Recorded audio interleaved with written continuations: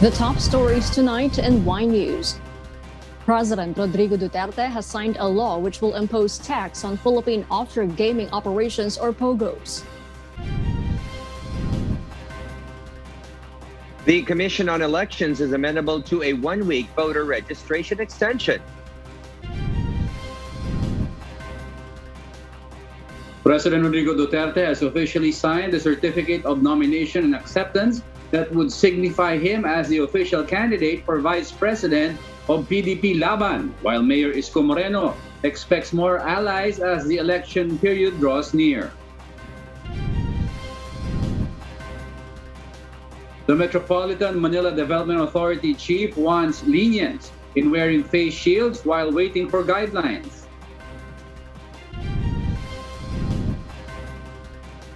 More aftershocks expected after 5.9 magnitude earthquake in Victoria, Australia.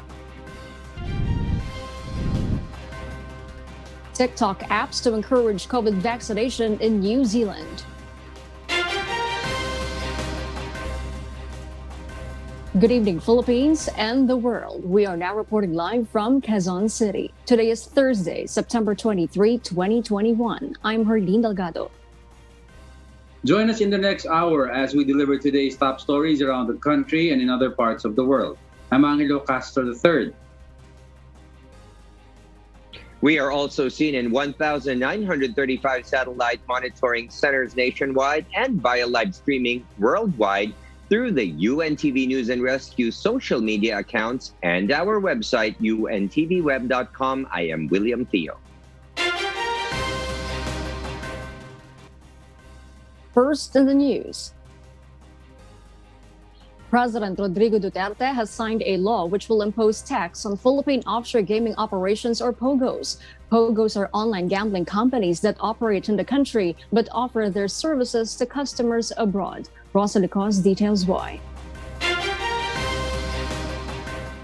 Republic Act 11590 was enacted by President Rodrigo Duterte as part of the nation's ongoing efforts to boost revenues to combat the financial impact of the COVID-19 pandemic. Under the law, POGOs shall pay 5% tax on gross receipts from their operations covered by the law granting their franchise. Also, foreign individuals employed by POGOs and their service providers shall pay a withholding tax of 25% on their gross income. Meanwhile, 60% of the total revenues collected from offshore gambling would be utilized for the implementation of universal healthcare law, while 20% each for the enhancement of health facilities and attainment of sustainable development goals by the National Economic and Development Authority. The government expects to collect around 28.7 billion pesos in revenue from POGOs in 2021 and 32 billion pesos in 2022 under the new law. Bahagi ito sa ating mahigpit na pagre-regulate ng lahat ng klase ng gambling at pagbabawal ng iligal na sugal. In 2020, when the Philippines was under COVID-19 lockdown, POGOs were closed, and to reopen, they should settle first their tax liabilities. The law was originally put forward late last year but was delayed after the Supreme Court applied a temporary restraining order following opposition from POGOs. Rosa Licos, UNTV News and Rescue. We serve the people, we give glory to God. Cebu Pacific assures employees that it has no plans of reducing its workforce despite the lingering pandemic. The budget airline company's Vice President Candice Iog said in a virtual forum that there will be no retrenchment plans in the near future. In 2020, Cebu PAC laid off about 1,300 workers. Meanwhile, AirAsia has partnered with the Department of Information and Communications Technology to enable a seamless verification of vaccine information on the airline's app. AirAsia Philippines CEO Ricky Isla said, integrating the AirAsia Health Travel icon into the AirAsia Super App is, quote, our way of supporting the immediate and swift recovery, not only of the airline industry, but the country's tourism sector as a whole. It further defines the digital direction of our company. We will continue to create and develop system enhancements which will level up the digital travel experience of our guests. End of quote. On the other hand, Philippine Airlines filed a petition in a Pasay court for the recognition of its Chapter 11 filing in the U.S. In a statement, the flag carrier said the principal purpose is to ensure, quote, that the local courts will recognize formally the Chapter 11 process and the corresponding decisions the New York court may grant or award. In other news, a farmers group has called on the government to intensify the buying of palay or unmilled rice. Local farmers are complaining over the low price of local rice. Ray Pelayo explains why. The prices of palay in the country have dipped below the production cost. Palay prices in some places have gone down to 13 to 14 pesos per kilo. In Mindoro, the prices were as low as 10 pesos per kilogram, according to the Samahang Industriya ng Agrikultura or SINAG. The group said that the cost of producing palay in the country stands at 1550 pesos per kilogram. The group attributed the high cost to the increase in prices of fertilizers and petroleum products used in farming. To address the problem, SINAG President Rosendo So called on the government to increase the procurement of palay from local farmers. Almost 2.7% lang ang bibilihin ng government. Paano yung 90+%? Ibebenta ito ng mura? Kawawa yung mga magsasaka talaga. In a text message, Agriculture Secretary William Dar said that they have proposed to increase the National Food Authority's procurement budget for palay, but it was not approved. Nevertheless, the official noted that they have measures to increase and promote the local procurement of rice.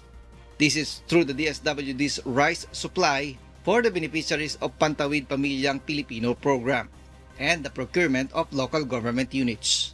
Ray Pelayo, UNTV News and Rescue. We serve the people. We give glory to God.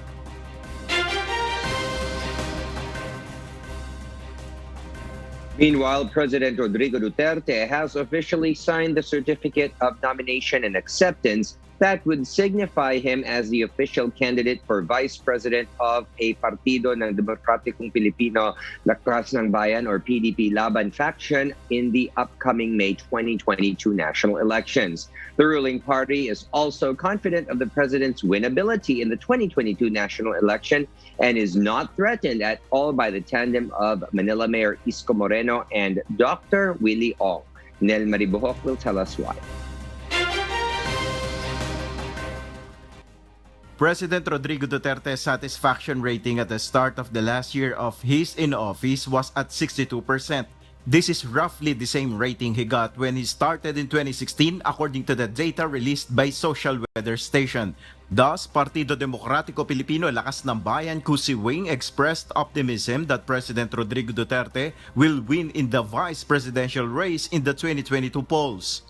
The history of PRRD ni Pangulong Duterte since the time na pumasok siya sa politika, hindi pa siya talaga nakatanggap ng pagkatalo. And we know, all of us know that the president is still very popular, na even less than a year na lang yung kanyang term dito sa pagka-presidente niya itong administration.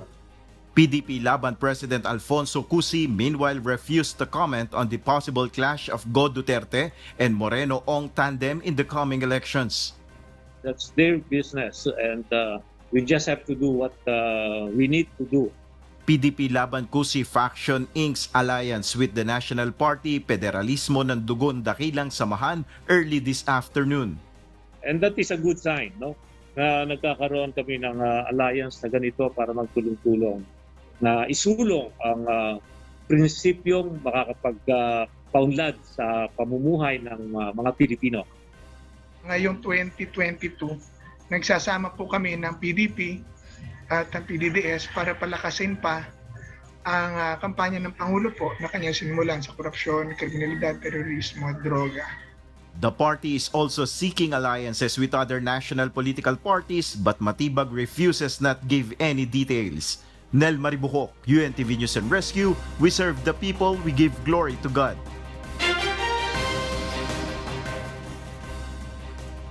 Manila City Mayor and presidential aspirant Francisco Isko Moreno Dumagoso expects to gain more supporters in the next few days. Dante Amento tells us why.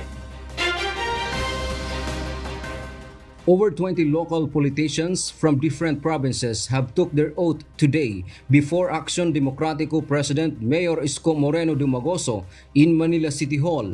These include Marinduque Vice Governor Romulo Bacoro Jr., Romblon Vice Governor Felix Ilagan, Quezon Province Vice Governor Sam Nantes, and 20 others from Laguna, Zambales, and Batangas provinces.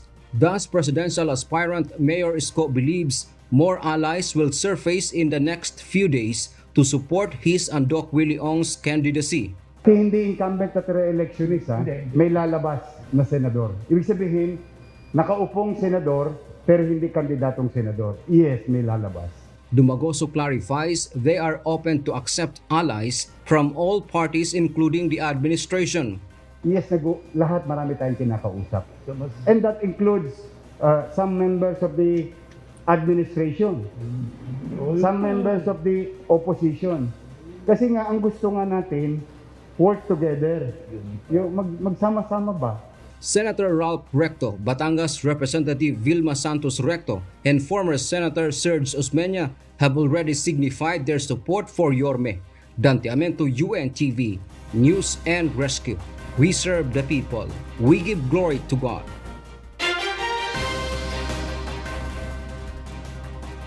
Amid calls to extend the deadline, the Commission on Elections is now open for a one-week extension of voter registration. However, some lawmakers are trying to bargain with the poll body to extend it a little longer. Arlene Delgado will tell us why. The Commission on Elections insisted that voter registration is only up to September 30. During a joint Congressional Oversight Committee hearing, COMELEC Commissioner Marlon Casquejo said that this could only happen if pending bills in Congress mandating them to extend it will be passed into law. Nonetheless, the Commission is open to a one-week extension after the filing of the certificates of candidacy on October 1 to 8. However, some lawmakers appealed to the poll body to make it at least 2 weeks. Ang layo naman ng 1 week sa 1 month, hindi siya compromise. Previously, talaga naman October yung deadline ninyo. Bakit iniklian pa ngayong panahon ng COVID na napakaraming lockdown? Majority of our preparations will be affected. And considering that many of our people already suffered, even we have casualties because of this pandemic, po kantiling tao namin, kahit na magkaroon po ng isang nag-positive, nagla-lockdown po kami. Meanwhile, the voting simulation for the conduct of the 2022 national and local elections is expected to be held next month after it was postponed last September 19. The COMELEC says various scenarios will be included in the simulation, one of which is the assignment of 2 rooms per clustered precinct, 1 for the voting proper and 1 for the waiting area. Another scenario would be 3 rooms per clustered precinct, 2 for the voting proper and 1 waiting area.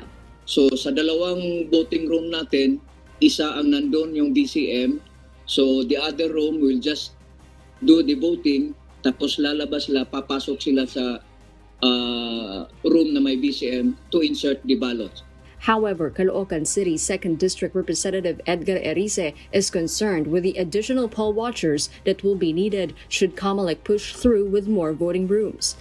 You will have to increase your watchers by 3 times.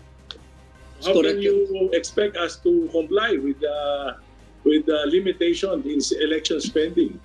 Yan din yung kung maraming watchers, marami ring tao sa voting centers. Mayroon tayong cluster precinct na mag-simulate na i-spread out natin yan to 2 or 3 poll workers na hahawak and mag-identify ng botante, and of course, the giving or distribution of ballots. I-simulate din natin yan, sir, so that if okay yan, if mabilis, then we don't have to go through with 2 or 3 classrooms. The COMELEC says they are ready for the simulation, and they are just counting for the location.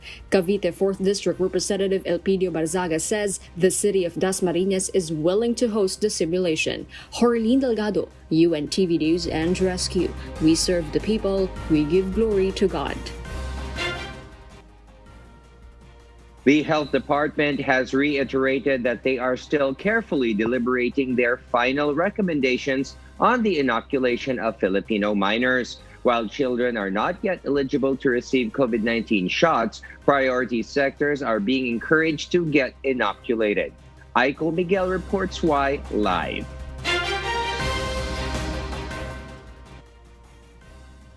Yes, Aiko, good evening. Has the government laid out the plan when to start the inoculation of Filipino children? Yes, William, good evening. Vaccines are a national task force against COVID-19 chief implementer. Secretary Carlito Galvez Jr. formally proposed to President Rodrigo Duterte to start the COVID-19 vaccination of minors aged 12 to 17 years old in mid-October. However, he told the president to prioritize those with comorbidities and children of health workers. The official is confident with the current supply of vaccines and upcoming deliveries, more people in other sectors will be immunized. Here is Secretary Carlito Galvez Jr. So we are proposing, Mr. President, to open up the vaccination for children by mid of October. Kasi by the mid of October, may additional pa tayong 20 million na darating plus yung 23 million.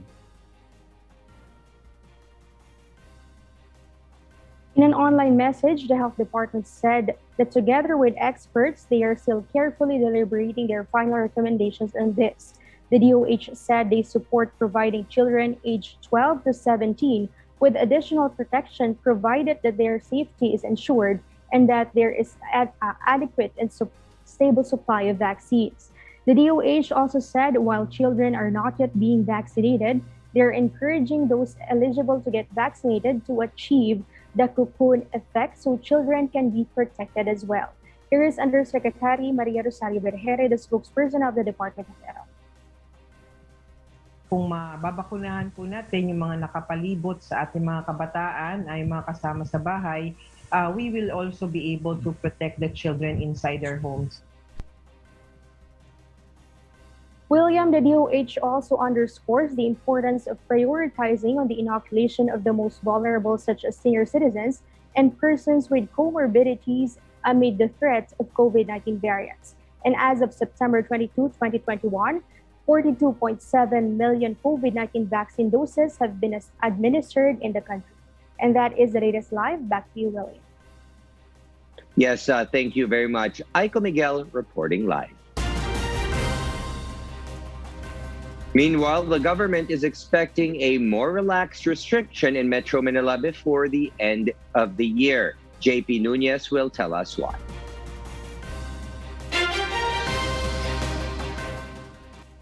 Malacanang believes that Metro Manila may be placed under lower alert level restriction before December. But presidential spokesperson Harry Roque explains that this could only be achieved if 70 to 80% of NCR's population receive their COVID-19 vaccine.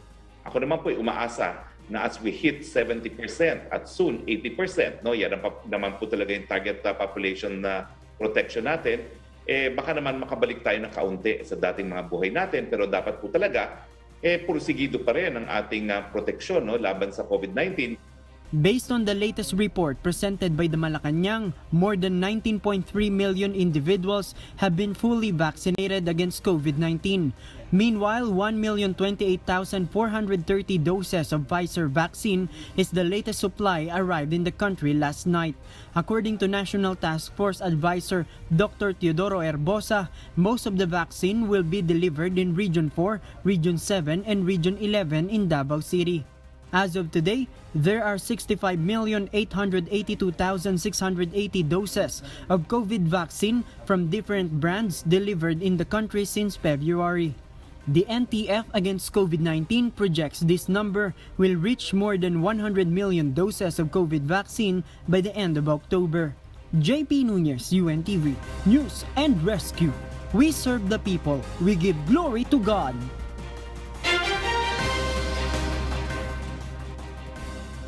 Quezon City Local Government Unit has ordered the Health Department to include in the prioritization of vaccination residents in closed setting and long-term facilities in the city. This comes after several closed setting facilities suffered COVID-19 outbreak. According to the City Epidemiology and Disease surveillance units data. The LGU has already administered 4,790 doses in 13 facilities. 2,044 received their first dose and 2,746 were fully vaccinated, while 594 remain unvaccinated. They have already gone to 13 closed setting facilities. Majority naman ay nakapagpabakuna na, which was my instructions from the start na kailangan bigyan ng konting prioridad yung mga closed setting facilities natin. No? Pero may ilan, 594, na hindi pa nababakunahan. So ito yung sinabi ko, kailangan tutukan kasi ang laki ng risk sa isang closed setting facility at kailangan talaga lahat as much as possible ay fully vaccinated. The COVID-19 reproduction rate in the National Capital Region continues to decrease. From 1.11 in previous reports, it is now down to 0.99 based on the data of the Octa Research Group. Decrease in the reproduction number was also seen in other areas, including Cavite, Laguna, Bulacan, Cebu City, and Davao City. Reproduction number refers to the number of people that each case can infect. Professor Guido David also noted that NCR's daily case average was lower by 20% than last week. From last week's 5,800, it is now down to 4,674 new cases. Nagsimula naman yung pagbaba ng bilang ng kaso nung nasa MECQ pa tayo. Pero ngayon, nagsimula yung alert level natin last week, September 16, naka-isang linggo na. So, ibig sabihin, may nakikita na rin tayo na epekto ng granular lockdown at wala pa tayong nakikitang spike ng cases sa ngayon. So, ibig sabihin, patuloy pa rin nagiging epektibo naman yung ginagawa nating mga interventions para mapababa yung bilang ng kaso. Sana talaga patuloy na to hanggang katapusan ng taon na pababa na talaga ang bilang ng kaso. Moreover, Professor David is hopeful that this trend will eventually continue in the coming weeks. Yung bilang ng kaso, hindi ko pa masasabi ngayon sa projections natin sa buong bansa kasi iba-iba yung trends natin. Pero sa Metro Manila, ang inaasahan natin, baka by the end of the month, nasa 4,000 na lang tayo. Sana 4,000 na lang daily average natin. By October, baka nasa 2,000 to 3,000. The Philippines today listed 17,411 new COVID-19 infections, pushing its nationwide tally of recorded cases to 2,434,753. The Department of Health, or DOH, said the latest figures bring the country's active cases to 165,790, of which 92.1% are mild, 3.1% are asymptomatic, 2.73% are moderate, 1.5% are severe, and 0.7% are in critical condition. Meanwhile, the total number of recoveries climbed to 2,231,558 after 14,090 more patients recovered from the disease. The number of patients who succumbed to COVID-19 rose by 177 to a total of 37,405. 3 accredited testing laboratories failed to submit data on time. Meanwhile, the overall global COVID-19 caseload has topped 230.1 million, while the deaths have surged to more than 4.72 million, according to the Johns Hopkins University. The U.S. is the worst-hit country with the world's highest number of cases and deaths at 42,547,004 and 681,222 respectively, according to the CSSE. In terms of infections, India follows with 33,563,421 cases and 446,050 deaths. In terms of deaths, Brazil comes second with 592,316 fatalities and 21,283,567 cases. Metropolitan Manila Development Authority Chairman Benhur Abalos Jr. says he wants lenience in wearing of face shields while waiting for its guidelines that will be issued by the national government. Asher Kadapan Jr. will give us the details live.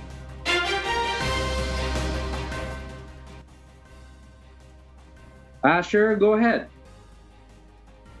Diego, Metropolitan Manila Development Authority Chairman Benhar Abalos Jr. explains that they need to wait for the guidelines in relaxing the use of face shields, especially in open areas, before they can implement it. This as President Rodrigo Duterte announces that non-wearing of face shields may be allowed in open areas outside houses or establishments. The chief executive also ordered the immediate issuance of the implementing guidelines in wearing face shield, while clarifying that it is still mandatory in the 3 Cs or closed areas, crowded places, and close contact settings as a measure to avoid COVID-19 infection. These include indoor venues such as gym and dining restaurants for closed areas, religious gathering and MICE for meetings, incentives, conferences, exhibitions for crowded spaces, and personal care services such as barber shops, nail spas, parlors, and dermatology clinics for close contact activities. But while waiting for the guidelines, Chairman Abalos says that as far as he is concerned, he personally prefers for the authorities to be lenient in the implementation of the mandatory wearing of face shield in public places. Pero just in case na hindi sila mag-facial, we will be lenient. Well, of course, nag-declare ang presidente about this. It's just that there are so many things to really clarify. Like, for example, ito ba para sa crowded, para sa closed space, sa close contact, etc. No? So wala pa tayong guidelines kasi eh. The Quezon City government, on the other hand, agrees in limiting the use of face shields only in the 3 Cs. Mayor Joy Belmonte explains that they have existing ordinance similar to such implementation, but they need to adhere to the national government's previous order in wearing face shield in any public places.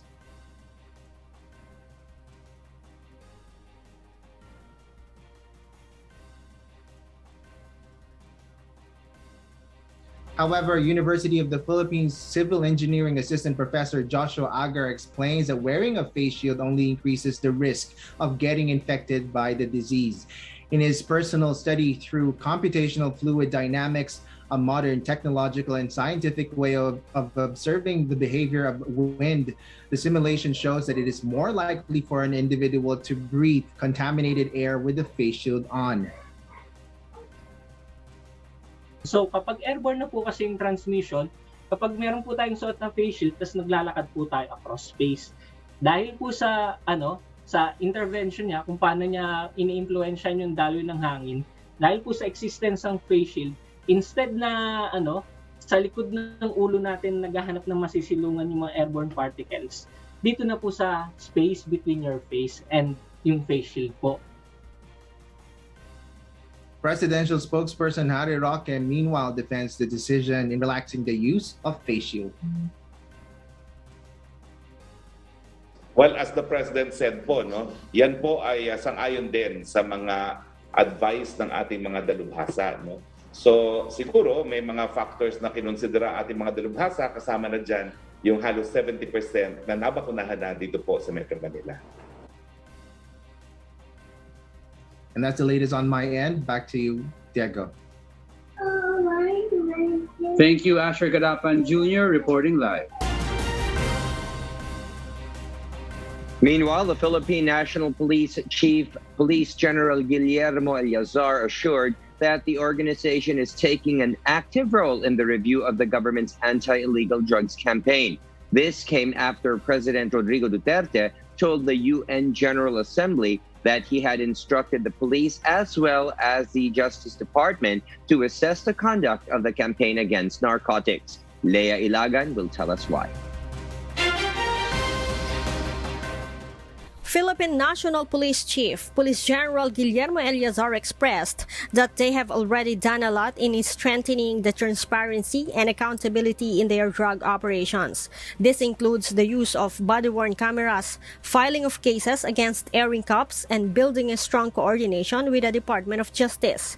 Dati namang ginagawa na yan kasi nagkaroon ng imprimatur na ang ating Pangulo when he designated the DOJ to review these drug cases. Kaya nga upaman, nakipag-ugnayan kami. General Eleazar adds that the PNP Internal Affairs Service also investigate operations that resulted to the death or injuries of the suspects. The chief PNP made clear that execution of a crime suspect is not their policy.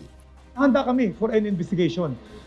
We just wait for the guidance of our superiors being part of the chain of command. Leia Ilagan, UNTV, News and Rescue.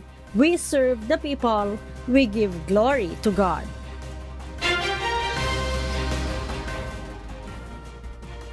A magnitude 5.9 earthquake struck near Melbourne in Australia on Wednesday, causing damage to buildings in the country's second-largest city. Hence, citizens are now being warned to brace for more aftershocks. Paul Gatchalian will tell us why live.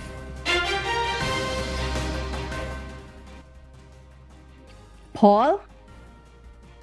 Well, LC, the earthquake which hit Southeast Australia on Wednesday was initially followed by several aftershocks with tremors of magnitudes 3.1 to 5.5. However, Dr. Tanya Pejcik, a seismologist from Geoscience Australia, warns citizens as more aftershocks are expected in the next few days and even few weeks, but will eventually decrease in time. With such impact, the earthquake on Wednesday morning was felt beyond the state through to South Australia and New South Wales. Fortunately, only a minimal amount of injuries were recorded. A 70-year-old man was rushed to the hospital after a weather shield fell on him, sustaining upper body injuries but is now in stable condition. Prime Minister Scott Morrison, who is currently in the United States, released a video addressing the events of Wednesday. Be a very disturbing event for an earthquake of this nature. They are very rare events in Australia, and as a result, I'm sure people would have been quite distressed and disturbed by that, particularly in the most immediate area affected. He further expressed his gratitude to the emergency services team who acted quickly and still encourages caution as aftershocks continue to happen. He also wished those greatly impacted well. Elsie? Paul, what was uncommon about this specific earthquake that hit Melbourne, Australia? Well, Elsie, this earthquake was not expected at all. Australia is located in the middle of a tectonic plate, so earthquakes are very uncommon. However, seismologists say it was not unexpected, as the area where the earthquake hit is of heightened seismic risk identified back in 2018. The coming aftershocks are also unpredictable. Dr. Pejcik states that they are not able to predict their strength and their location at this time. Back to you, Elsie. Thank you, Paul Gatchalian. The air quality within an office can have significant impacts on employees' cognitive function, including ability to focus, according to new research. Nina Armilio details why. A one-year study has found that air pollution, or poor air quality, even inside offices and enclosed settings, has an impact on our brain. The study shows that increased concentrations of fine particulate matter, or PM2.5, was associated with slower response times as well as reduced accuracy. Jose Guillermo Cedeno Laurent, a research fellow in the Department of Environmental Health at Harvard and lead author, says the study also confirmed how low ventilation rates negatively impact cognitive function. The study precedes the pandemic times, so one of the aims of the study was certainly not to understand infectious disease transmission, but it happens that the way that we deal with air quality assists on the reduction of transmission of airborne infectious diseases. Laurent explains that air quality depends on two types of emissions, indoor and outdoor emissions. However, air coming from outside can enter buildings. However, our buildings are very leaky. Most of the buildings in their construction, the windows, the walls, they have cracks, crevices, where air comes in through these places. So that air brings the outdoor pollution inside. So we are basically exposed to a very large fraction of whatever pollutants are outside, plus what we bring in terms of building materials. So building materials have emissions of certain chemicals. We also have activity that produces lots of different types of contaminants. So for example, cooking produces a particulate matter and other chemicals.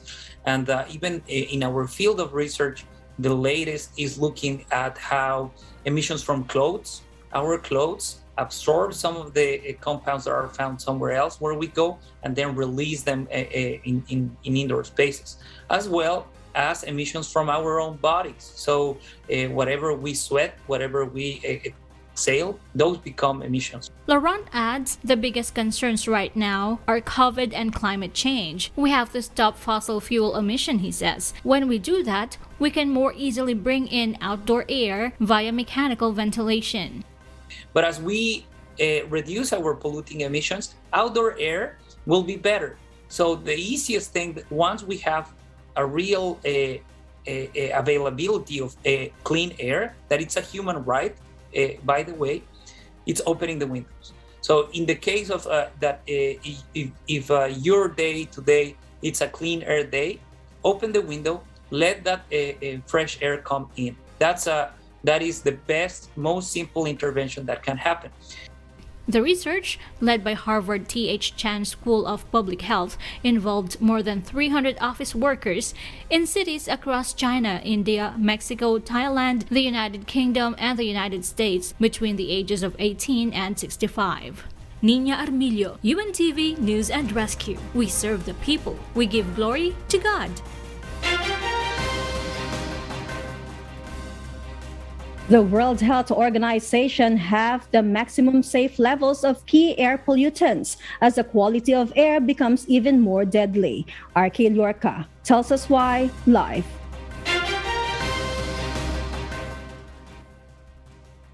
RK?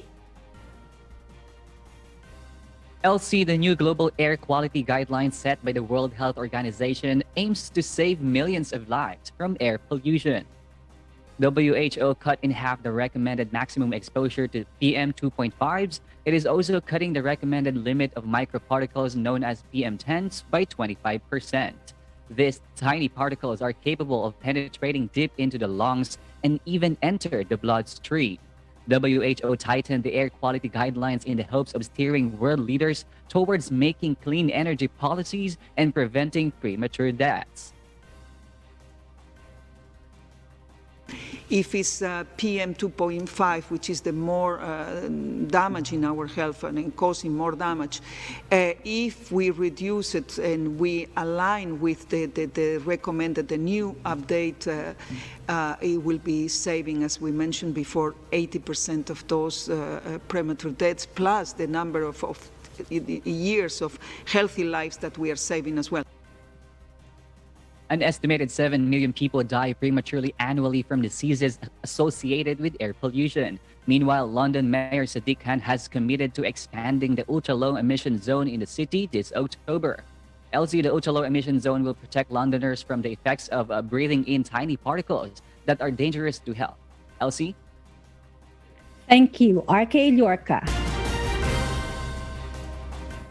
A Pacific community is using TikTok to encourage young people to get vaccinated. Haley Ikamoto and Moni Lakatani of New Way community used the song from New Wayan band, Hekeya Mai Kayo, or Jump On, Let's Go, and created dance moves. The New Way community will hold a COVID vaccination event from Thursday in South Auckland. Organizers of the event targets younger members and thought of TikTok as a way of enticing them. The challenge offers Prezi card and theme park vouchers for the winners. The response has been great from young people to older generation. And those are the reasons behind the news in other parts of the globe. I am Elsie Marcos, live from Auckland, New Zealand. Good evening. Before we close, we will leave you with a word, giving glory to God. From the book of Galatians, chapter 6, verse 9, it says, "And let us not be weary in well-doing, for in due season we shall reap, if we faint not."